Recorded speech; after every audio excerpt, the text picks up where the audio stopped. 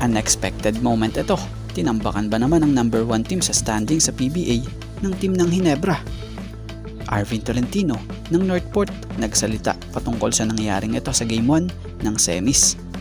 At SMB tuloy ang pagpapalaki ng lineup. So yan ang ating mga tatalakayin.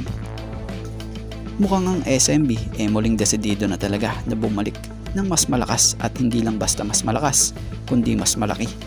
Matatandaan namang hindi man lang nakapasok ang SMB sa playoffs ngayong conference after ng mahabang panahon na kung saay maraming fans ang ikinagulat ito dahil alam ng marami isang powerhouse team itong SMB.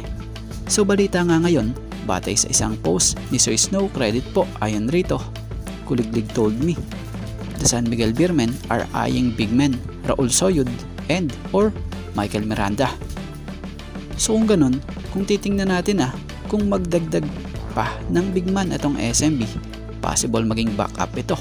At yung Motau Tua, possible maging kasabay ito sa loob ni Junmar Fajardo bilang twin tower nga. So kung si Soyud ang sakaling makuha ng Beermen maayos at mahusay na sentro din ito. Bukod sa malakas ito sa ilalim nag-improve na rin yung outside shooting nito. Pagdating naman sa defense, wala kang poproblemahin dito. Galawang veterano na ito, hindi talaga papatalo. Kahit bayay pisikalan, asahan mo yung magiging impact nito. May taas itong 6'6" at this conference nga sa limitadong minuto dito sa Phoenix. He average 3 points per game and 1.67 rebounds per game. May edad nga ito na 34-year-old. At speaking of edad same sila ng isa pang napapabalitang tinitingnan ng SMB na si Michael Miranda, 34-year-old at may taas na 6'6" din, na kung sa isa estilo nga po ng laruan niya, pwede naman siya pang sentro, pwede ring pang forward ito. Modern type of big man ito, talagang may shooting sa labas at napaka-physical din pagdating sa laro. So abangan natin kung sino ba sa dalawang ito na napaulat ang makuha ng SMB kung sakaling magtuloy-tuloy ito. At dito tayo sa nangyaring Game 1 ng semifinal sa PBA Commissioner's Cup sa 49th season, Ginebra kontra Northport. So naramdaman ng Northport Batang Pier ang hagupit ng Ginebra ngayong semis, na kung sa Game 1 ng semifinals na ito tinalo ng Ginebra itong Northport sa final score na 115-93, na kung sa tinanghal pa nga sa Ginebra na best player of the game itong kakagaling lang sa isang minor knee injury na si Troy Rosario, na kumamada ng 16 points, 8 rebounds and 3 assists, na sinundan pa nga po ng mga naka-double digits din gaya nila Justin Brownlee na may 19 points, RJ Abarientos 15 points, Jamie Malonzo 14 points at Japet Aguilar na may 11 points.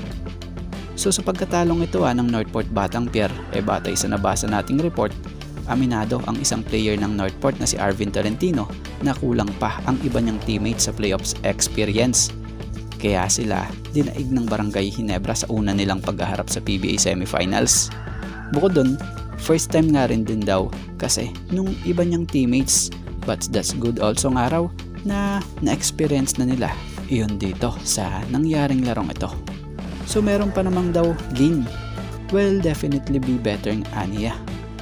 So may point din naman itong si Arvin kasi syempre nga batang player itong tinalong ito ng Ginebra. Kumbaga experienced player laban sa mas experienced na player, tapos sa ganito pang pagkakataon.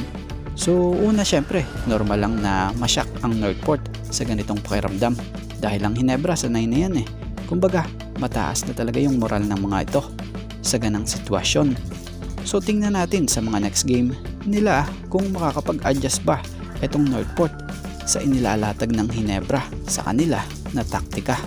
At abangan nyo dito sa kasunod na update natin about dito kung saay paano nagawan ng paraan ng Ginebra na talunin ang Northport ng ganun kadali, kahit na ang ilang players ng Ginebra maging coach galing sa Gilas stint. Coach team may ibinulgar patungkol dito. So abangan nyo ang kasunod na balita natin patungkol dito.